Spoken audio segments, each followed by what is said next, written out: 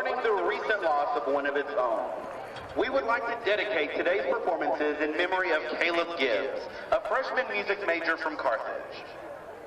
Please rise as we honor Caleb's lumberjack spirit and further echo the traditions of our university by playing our alma mater.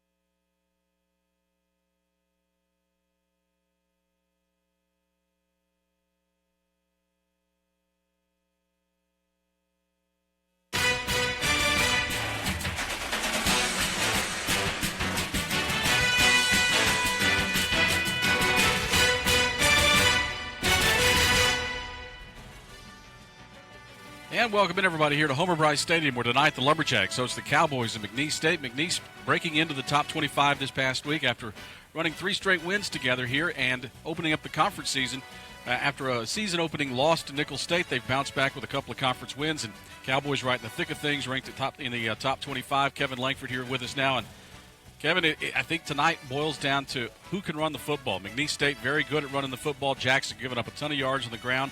And Mcneese, one of the best rush defenses in the nation. Can the Lumberjacks establish something on the ground the way they did a week ago against Abilene Christian? You know, that's going to be a tough case tonight. But we've got Jake Blumerick under center, and we saw a little bit of success in the option last week. Jake taking it around the end, open up the middle for the likes of Jamal Shaw.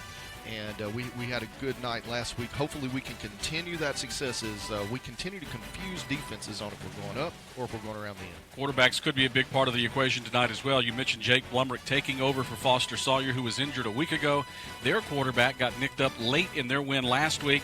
A pinky problem. We'll find out how far he can go, whether or not it bothers him later this evening as well. Well, pinky is one of those things that for a quarterback, you use all your fingers on the ball, and it could change the trajectory, but certainly it gets in your mind that you've got an injury, and we saw him in pregame throwing the ball fairly well, but he was, in fact, favoring that hand. Cowboys and Lumberjacks at Homer Bryce Stadium. We're back with the opening kick when we return right after this.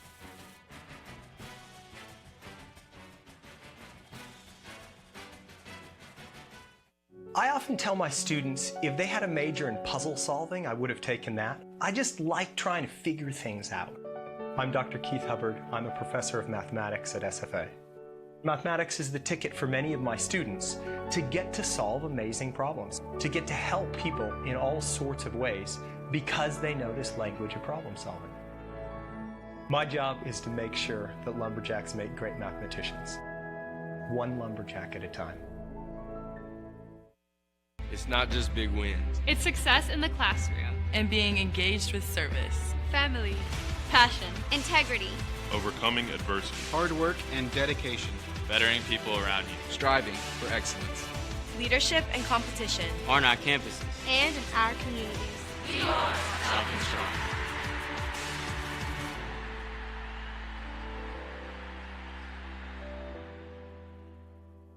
Lumberjack fans, become a Texas Farm Bureau insurance member today and get free tickets to SFA athletics events. It's easy. Visit your local agent for your needs and information to become a member and take advantage of the many offers provided to its members. Texas Farm Bureau insurance members receive 2 tickets to ticketed SFA athletics events. To redeem your 2 complimentary tickets, visit the ticket office on the day of the game and show proof of membership. Enjoy the game and axe 'em, Jacks. Texas Farm Bureau Insurance, proud partner of SFA Athletics.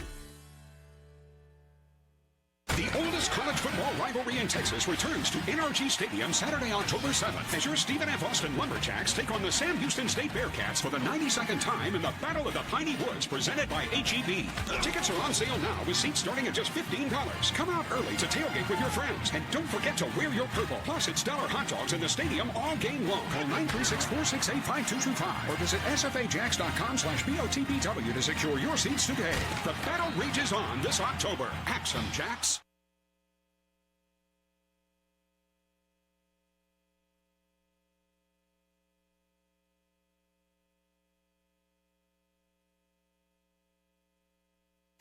Team captains meeting in midfield, as you can see there on your screen.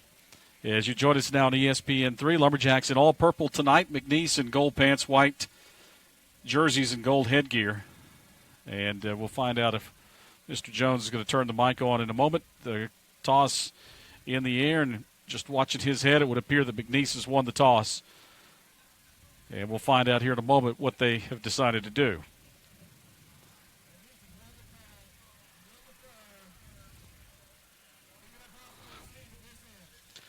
So the Jacks will get the football here to start things this evening, and here's the starting lineups brought to you by your Stephen F. Austin Alumni Association. Jake Blumerick, a redshirt sophomore out of Pearland, will start at quarterback, 6'2", 202-pound sophomore.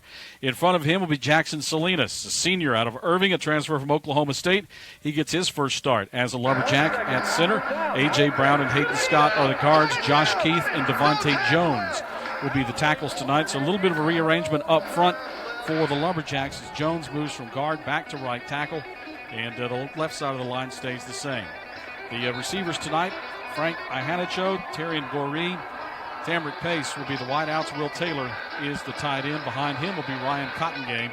And for the Cowboys, Ashari Goins is their middle linebacker. He leads them with 25 tackles. This is a Mcneese defense allowing only 310 yards a game of total offense and allowing only 54.5 yards per game on the ground. They are, however, giving up 24 points a game, which seems kind of out of line with only 300 yards of offense in today's game. But Cowboys, again, lost on the last play of the game to Nichols to start the year, so they started their season with a conference loss.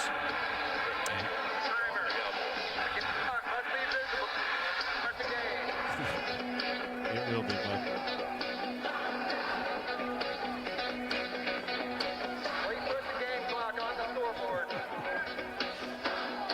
So there's the clock now, and we are ready to get this one started. Mcneese has it teed up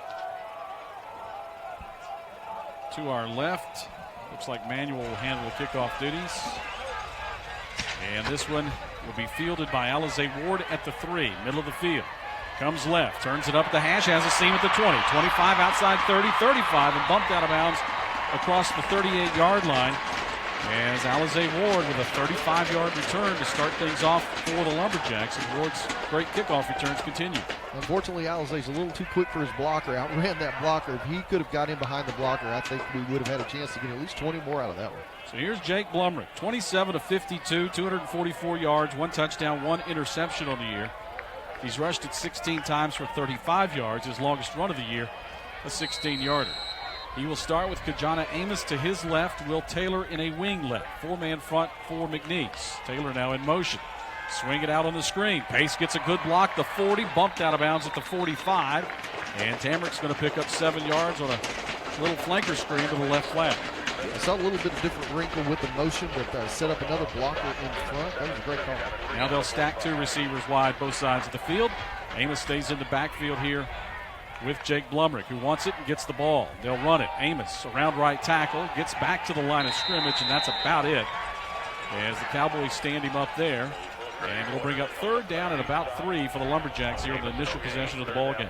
Yeah, it looked like Kajana had the outside edge even, but the linebacker filled that hole quickly. Antonio McGee anchors the middle of that defense for the Cowboys. 6 foot, 290-pound nose guard. He plays off the right shoulder now. Jackson Salinas in the middle. 3rd down and 3 for the Lumberjacks. Trips left and a pass. Blumrick pumps it over the middle. Caught at 50 and into McNeese territory to the 47-yard line goes Goree. As Karen Goree with his first catch of the night. And it's a 1st down for the Lumberjacks. Mickey Wallace State Farm 1st down. Here's the Jacks move the chains into Cowboy territory. Motion again. Taylor out to the left. Here's a flanker back to Tamrick Pace. He wants to throw it. Nobody's open. Now Tamrick will tuck it and run. And there's holding back there as they were holding in the secondary on Kajana Amos. Well, I think, this is one of those penalties. You either get the holding call or you give up a touchdown. So. And there were 2 Cowboys there with him, and those were late flags, I thought, because I saw the hold well before the flag comes out. But it should be a move. They'll move the ball, 10 yards and a first down. A long discussion now because Pace was wanting to pass it, but again, they had Kajana held. They would not let him go. Now, does that change it since the ball was not thrown? Former high school football official. Number 12 of the defense. 10-yard penalty from the end of the line. Will be 1st down. Tamrick was bumped out of bounds at about the 47, so they'll move the ball down to the 37-yard line, and it's 1st and 10 there, Lumberjacks. First penalty flag of the game against the Cowboys. So 1st and 10 now, Jacks, as they'll send 3 receivers right, 1 left. And Blumrick works out of the gun. Jake to pass. Pumps, now underneath, and that one's broken up. He's coming over the top of that. It was Colby Burton, the field corner. Sophomore out of League City. He gets a hand on that to break it up, 2nd down and 10. Yeah, we've had great coverage in the secondary so far, but our receivers and Jake have been just on point. And actually, that was a very well-thrown pass. Frank Ihanicho on the line and top of that bunch formation to the wide side of the field. Tamrick Pace alone to the left. 4-man